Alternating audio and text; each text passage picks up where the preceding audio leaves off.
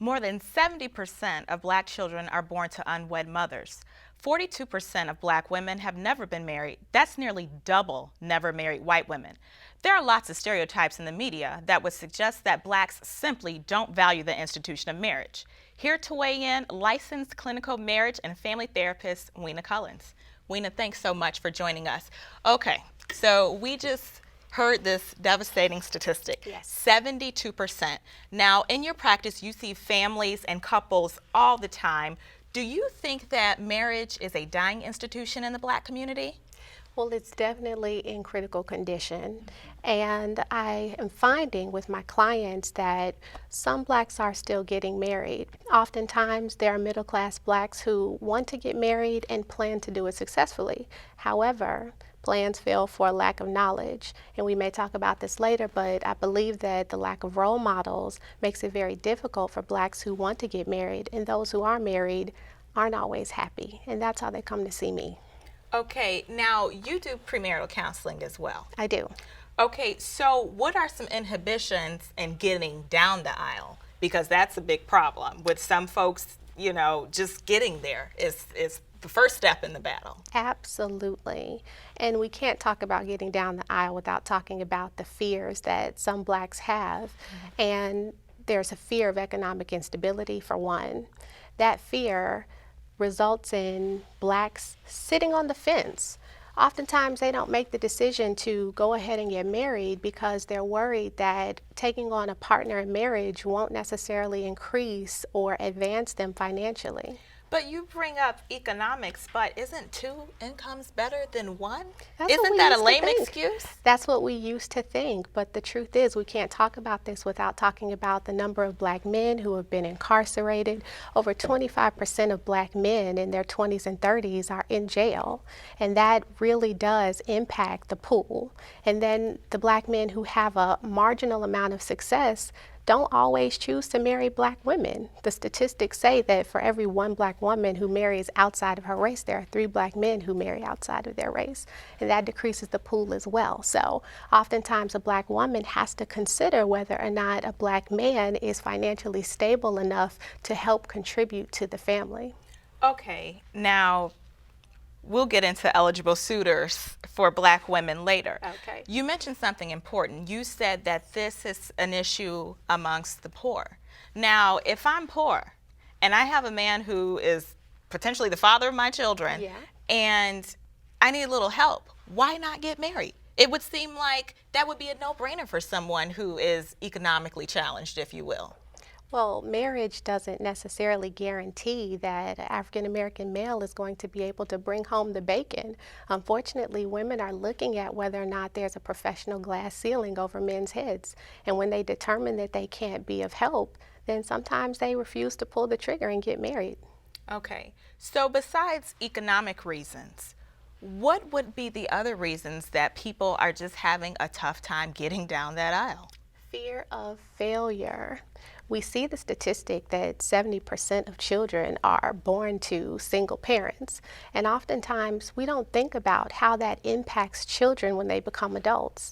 Children who are born to single parents oftentimes see up close how dissolved marriages, how separations impact their parents. They don't want to be hurt like that. Not at all. So they bring these fears into their relationships, and oftentimes they're looking for a sign to see if the person that they may want to marry is emotionally safe or if they're financially safe. Okay, now we've all heard the saying, just because you marry someone, or just because you have children for someone, doesn't mean you have to marry them. Absolutely. Isn't that kind of a lame excuse though? Like, you've already had a child with this person, you're already sharing other things in life. Why do people still say that? Well, from a clinical perspective, that's just an indicator to me that a person is not necessarily convinced that the person that they've had children with will be a good partner. And that's when, in therapy, we have to talk about some of the fears that they have or explore where that attitude comes from. Well, then why have children with someone that you're not even sure if you want to be with? Then why have kids? Well, to be honest with you, a lot of black women still want to be moms and black dads still want to be dads, but they have not found that person that they believe will provide fulfillment for them. And that's another story. What we believe our partner should embody for us. You know, our generation has grasped the concept that we want it all. You know, we want our partners to cook and clean and work outside of the house and be successful and keep up with their body and make sure that they're attentive to all of our needs and make us laugh and travel with us. And, you know, it's just a lot to put on one person. So you're saying that there's some sort of unrealistic expectation, but it's like, well, I just want to have kids so bad, I'll settle for this person, even though they don't meet my expectations, just for the sake of having children? Some do. Oh, wow. Now, you and I both watch television and portrayals of black families in the media. And in my personal opinion, the last good portrayal was The Cosby Show. Is that image of the professional mom and dad living an upper middle class life and having these very smart, intelligent children, is that unattainable? Do some people say, hey, that's The Cosby Show, that's not me, that's not my life? Absolutely.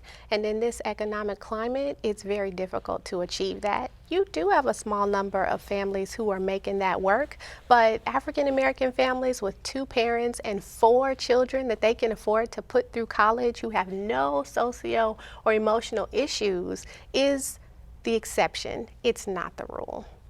Okay, so what do you do to enlighten your couples or the people who come see you who are heavily considering marriage and, you know, maybe their friends aren't married, their parents weren't married? What can you do or what do you do to kind of encourage them down that path? Well, first of all, coaching is so important because I believe that's what we lack. Oftentimes, it would be great if we had someone to say, you know, I know that you're afraid and you can't calculate the risks. However, it's okay to try. Go ahead if you love the person and get married. We'll deal with the rest down the road. But since we lack that, oftentimes couples see therapy as the one place outside of a spiritual institution where they can come and get that type of guidance for their marriage. But don't you think that there's a stigma when it comes to therapy? Some people are kind of afraid, like, oh, premarital counseling. I mean, I have really good friends who are getting married next year, and it's just like, oh, well, that makes us look weak if we go to premarital counseling. I mean, how do you combat that? And therapy is kind of frowned upon to a certain degree in the black community as a sign of weakness. Yes. So how do you combat that if you have maybe a woman who's very eager to come and the man is like, no, you know, that's kind of making me look weak, I don't want to do it? How do you explain to them that, hey, this is natural, everybody can benefit from this? Well, I'll tell you a secret. To get the men in, sometimes I ask them to come in and be an expert on their wives. And when they get into the office and we start to talk about the issues that may be hindering them from having successful marriages, the men totally buy into it. They understand that there's a deficit in their family of origin or that there's a deficit in their current relationship, and they really do want to find ways to just have peace in their relationship. So they commit to it. Okay, and you bring up the family. I do. If you have not seen that good role model, and as my husband calls it, you don't have a rubric to work off of, where do you begin? You've never seen it. You've been raised by a single person. You've seen maybe The Cosby Show in the 80s. Where do you go? Like, how do you say, this is how I'm setting up to have a successful marriage if you have never seen one in person? A roadmap is so important. It is. But if you've never seen it before, we start by talking about the things that you imagine are realistic or reasonable, and then we work from there. Every couple's different. So my job is to tell them, if you go this way, this is how the story's going to end. If you go that way, this may be the way the story ends. Weena, thanks so much for being with us. We're out of time. This has been great. Thanks. My pleasure. When we return, we'll discuss the so-called disadvantage of successful black women. Are they being victimized or villainized for their success? Stick around.